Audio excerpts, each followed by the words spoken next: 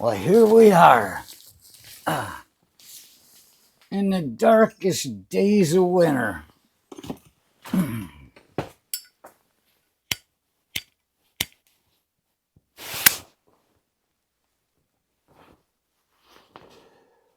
I think we're still within the 12 days of Christmas, the way I understand it. And yeah, please do tell me if I'm wrong. But I thought it was like any of those pagan holidays where it was 12 days around it, like Halloween and stuff, Samhain. Samhain.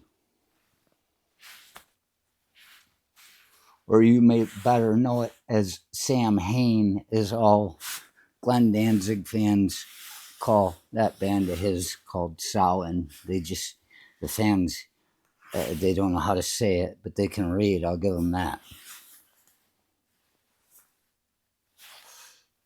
But it's also my sister's anniversary.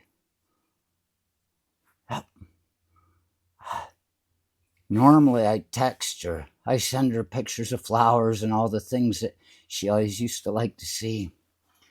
I send her, birthday wishes and things like that. But I really don't think she's getting my messages because she never replies. So I'm just gonna read her a nice story in these dark days of winter, darkest days of the year. What a time to get married. I don't know if she even remembers it.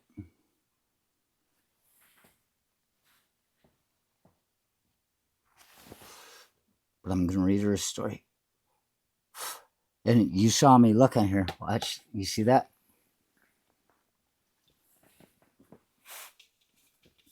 I know a lot of people will want to congratulate me, but I can't accept this sort of honor. But yeah, I quit drinking beer. This is one of those drinks that Victoria likes, but it's not a beer. Anyway, that caught my attention. Not bad. It's not bad, but it's not a beer. So here's a story I wrote that I can read for my sister's anniversary. It's more about her. Never really talked much to her husband. Kind of the quiet type. This is called That Poor Tree Outside. She's lived there probably her whole life. She's lived there afraid of everything because she can't scream. She can't fight. She can't just walk away.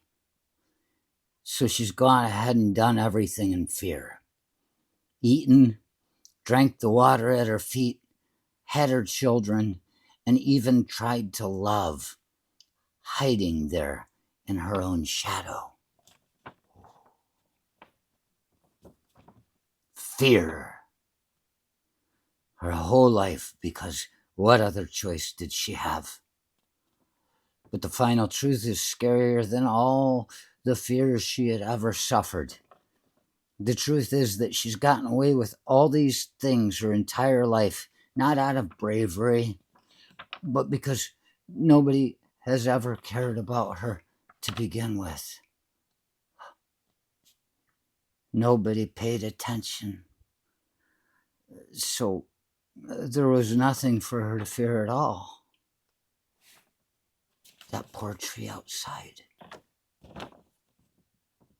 I wrote that story when I was in Kalamazoo because I would sit on the porch and drink my beer and smoke my cigarette after work, and I'd sit there. I worked midnights, so nights, whatever hours I wanted, I worked nights, and so I'd be there as the sun was coming up by that tree. Nobody ever took care of it, but it was a Japanese yew, possibly an American, but I suppose if you spend enough time in a concentration camp in Hawaii under that 1898 bill about the immigrants, you pretty much become America. American. Otherwise, you would have been shot trying to escape or just died of ill emotion. Uh, but I got some snips, some garden shears, and I cleaned that whole damn thing off, and it was just beautiful. And see, before my mom had ever seen a picture of it, I read this little poem to her, and she's laying her, because remember, they fucked her up. She didn't get around much, and she was just, and I read it to her. And at the end, when I said nobody cared at all, she looked at me and she says, "But you cared about it." I said, "Yeah." So, really, that's a story that my mom liked, and I'm sure my sister wouldn't. My sister thought she knew so much about my mother. Nah, she knew the one thing. It's that I was always the favorite. Didn't matter that she was the only girl. Being princess wasn't enough. She also had to be favorite. Didn't work that way. These aren't my opinions. But then I was going through a box of stuff that came from my dad's basement. And I looked at this damn thing. And I'm like, what is that empty packet in there? Is there anything in there? Maybe money. And this is stuff that was in my dad's basement. And it turns out stuff from when I was in the Army.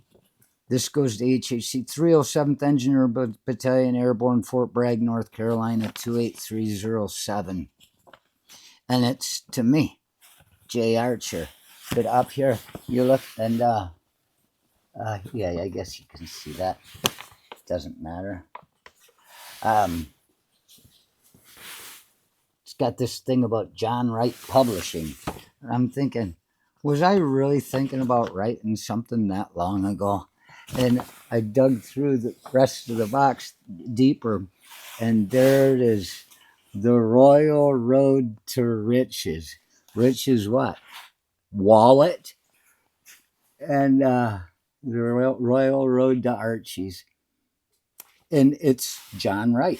It's some kind of book on how to get your stuff published. General editorials. It's, look at it all. I wouldn't say it's very enticing. Does it? Just looks like somebody had AI print something out and dumb it down to about a third grade level. But I mean, if